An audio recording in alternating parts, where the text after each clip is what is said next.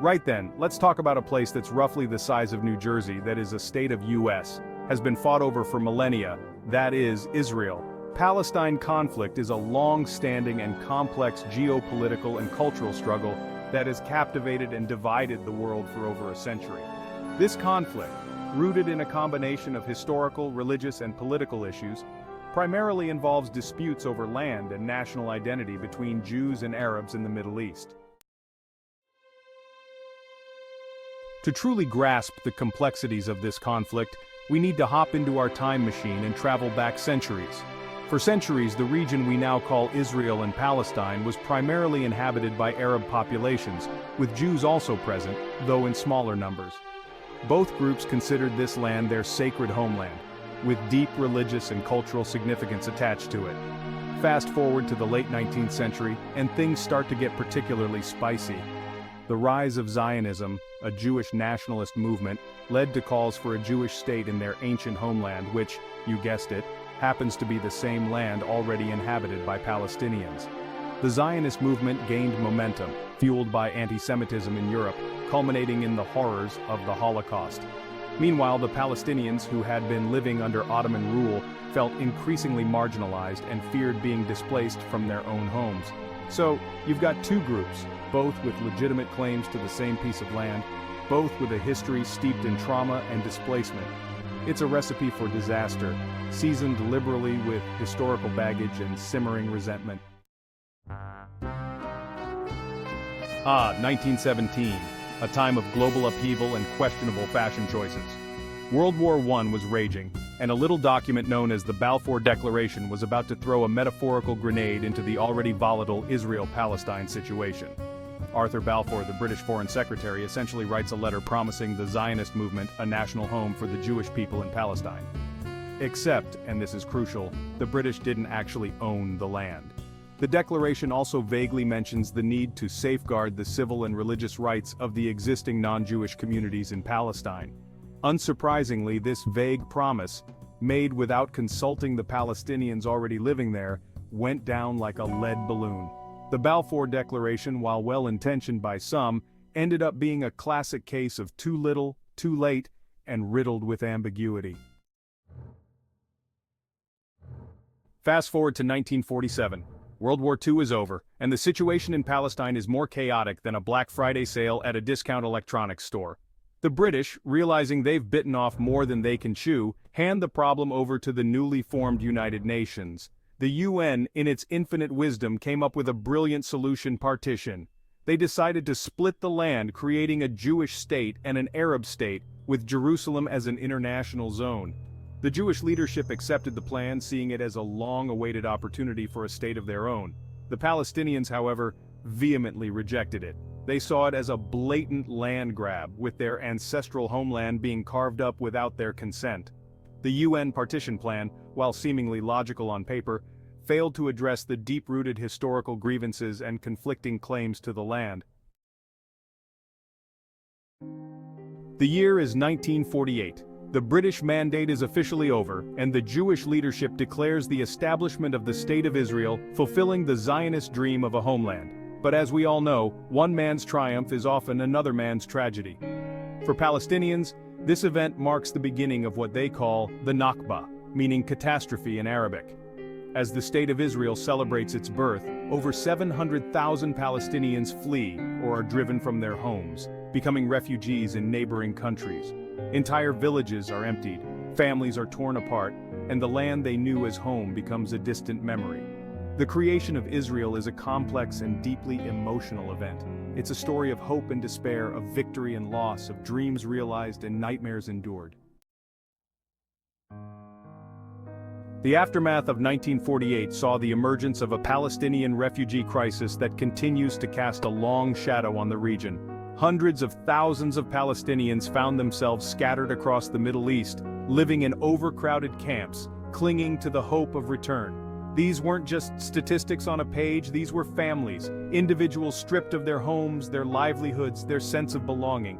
The issue of Palestinian refugees and their right of return remains one of the most contentious aspects of the conflict. Israel argues that allowing millions of Palestinians to return would be demographic suicide. fundamentally altering the Jewish character of the state. Hold on to your hats, folks, because things are about to get even more convoluted. In 1967, after years of simmering tensions and border skirmishes, Israel and its Arab neighbors, Egypt, Jordan, and Syria, engaged in a brief but brutal conflict known as the Six-Day War. In less time than it takes to binge-watch a season of your favorite show, Israel emerged victorious, seizing control of the West Bank, East Jerusalem, the Gaza Strip, the Sinai Peninsula, and the Golan Heights. It was a stunning military victory for Israel, but it also significantly expanded the territory under its control, further complicating the already messy situation. The Six-Day War had far-reaching consequences. It led to the displacement of even more Palestinians, solidified Israel's military dominance in the region, and further entrenched the grievances that fuel the conflict to this day.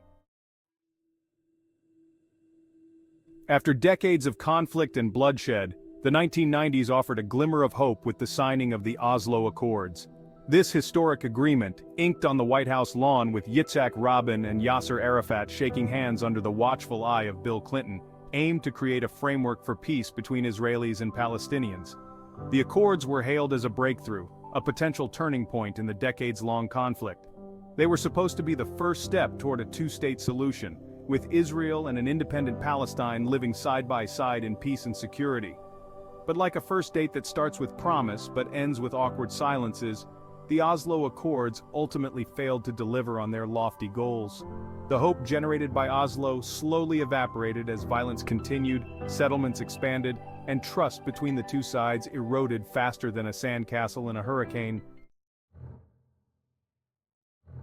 Imagine living in an area twice the size of Washington, D.C., but with a population denser than most major cities.